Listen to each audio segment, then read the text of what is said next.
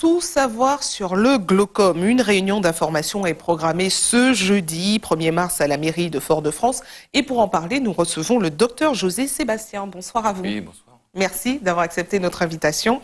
Alors, le glaucome est une maladie qui peut entraîner la cécité, c'est-à-dire qui peut rendre aveugle. Quels sont les symptômes? Comment faire pour savoir si on en a un déjà? En fait, ce qui fait la dangerosité de la maladie, c'est qu'il n'y a pas de symptômes. En fait, c'est une maladie silencieuse. On n'a pas de baisse de vision. Sinon, un stade tardif de la maladie, donc un stade où la maladie est arrivée quasiment à son terme. D'où l'importance du dépistage. Donc, il faut faire des examens, des contrôles réguliers chez l'ophtalmologiste. Et le corollaire également, c'est qu'il y a un patient sur deux qui ignore sa maladie. Alors, est-ce qu'il y a des facteurs qui favorisent le glaucome? Il y a des facteurs de risque, notamment, nous sommes une population à risque. La Martinique, sur le plan démographique à l'échelle mondiale, est la zone du monde, en incluant la Caraïbe, où le glaucome est le plus fréquent. Nous sommes les champions du monde en matière de glaucome. Pourquoi? Nulle part ailleurs, le glaucome est aussi fréquent. Alors, il y a des facteurs ethniques qui expliquent ça, et puis il y a l'insularité également, puisque nous vivons sur une île, donc les gènes ne peuvent pas se diluer comme dans un grand pays. Ce qui fait que la Martinique est la zone au monde où le glaucome est le plus fréquent. Or, quand on est champion du monde dans un domaine quel qu'il soit, on se doit de maîtriser son sujet.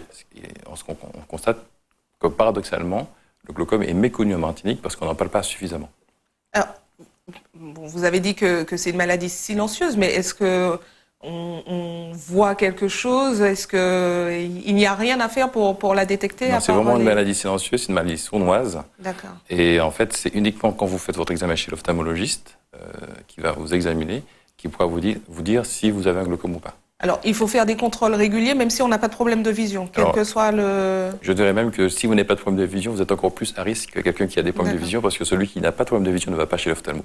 Donc, il peut très bien avoir un glaucome sans le savoir. Alors, un problème quand même se pose en Martinique, c'est que pour obtenir un rendez-vous chez l'ophtalmo, il faut se lever tôt. C'est vrai. Alors, comment faire?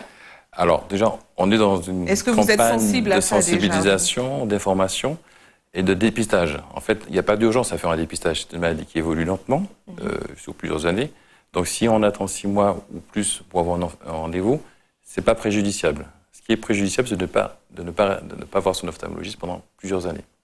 Donc, du coup, le message qu'on veut faire passer, c'est allez voir régulièrement, surtout après 40 ans, votre médecin qui puisse faire le dépistage, qu'on ne se rende pas compte à un stade où on peut quasiment plus rien faire, que vous avez un glaucome au stade terminal.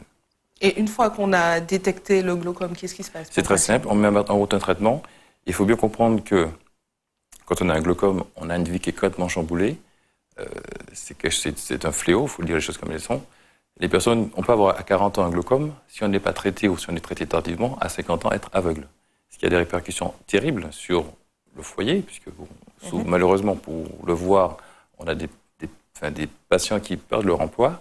Ensuite, ça crée des conflits dans la cellule familiale. Donc, on a des patients qui sont divorcés, qui s'éloignent de leurs enfants, surtout s'ils font des études supérieures. Les amis s'éloignent. Donc, en fait, la vie qu'on a avant, elle est définitivement terminée. Donc, on rentre dans un processus de handicap visuel où on devient aveugle. Et à l'occasion de ces réunions d'information, nous invitons 2 présidents d'associations qui sont M. Félix Verpré de l'agence de l'association Agir sans voir et M. Henri Pignat de la PPHM, l'association pour la promotion et des artistes adultes handicapés de la Martinique. Donc ces 2 présidents seront présents pour que les patients comprennent aussi, ceux malheureusement qui sont au stade de la cécité, qu'on pense à eux et qu'on a aussi des solutions. Mais avant d'arriver à ce stade-là, on fait tout pour que les choses puissent être dépistées, que le diagnostic puisse être fait tôt et qu'on puisse débuter un traitement très, très tôt. En sachant qu'une fois que le diagnostic est fait, on a 9 chances sur 10 de ne pas avoir une cécité. Alors, est-ce qu'on est apte en Martinique à soigner le glaucome? Parce que si pour obtenir un rendez-vous chez l'ophtalmo, c'est très compliqué, est-ce qu'il faut voir un spécialiste une fois qu'on sait qu'on a le glaucome? Ou l'ophtalmo qu'on peut soigner? L'ophtalmologiste, en fait, le traitement est très simple. En fait. C'est ce qui est encore plus frustrant. C'est qu'il suffit simplement de mettre des gouttes, ça peut suffire à sauver quelqu'un. Juste des gouttes peuvent suffire. Après, il y a des cas plus complexes où il faut intervenir, il peut y avoir des interventions chirurgicales ou du traitement laser. Mais le plus souvent, un traitement par des gouttes, simplement des gouttes, peut suffire. Et une fois que c'est l'intervention chirurgicale, on est à la pointe en Martinique, on sait faire? Oui, absolument. Alors, il y a des... Après, il suffit d'avoir le Non, rendez-vous, non, c'est toujours il la faut même avoir le histoire. rendez-vous. parce que- Après, la technique chirurgicale, elle est parfaitement maîtrisée en Martinique. C'est même pas la peine d'aller en métropole, ils vont rien faire de plus. C'était ma question. Ah, voilà. La seule chose qu'il y a là-bas, qu'on n'a pas ici, c'est qu'il y a des voies de recherche là-bas. On ne fait pas de recherche en Martinique, mais au niveau des soins, on est exactement au même point qu'en métropole.